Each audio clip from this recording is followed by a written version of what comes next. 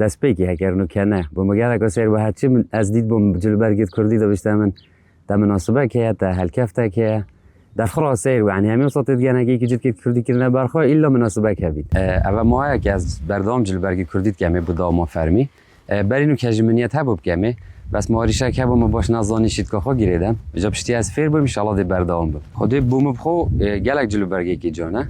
و عادی جی دف من کیپ کرده برخو طیبت اگر گل دامایی بگنجیدن گل کاری بگنجیدن جل که جانتره و مرتاحتره جی راستی اش بلی ویجی یعنی نه جز نمینم گلک تشتا کی مازنه چون که کلتور ما فلکلور ما یعنی و جلو برگی کی راسانی کردیه بوم بخو گلک خوشه هرچند جلو برگی کردی کلتور ما کردانه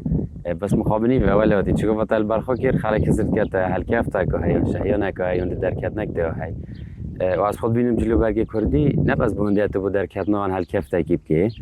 مدام کلتور از بیشتر چکی ماسینی نه با هر کاری که هبید طیبتی گل کار تب گنجید تو خو کار کی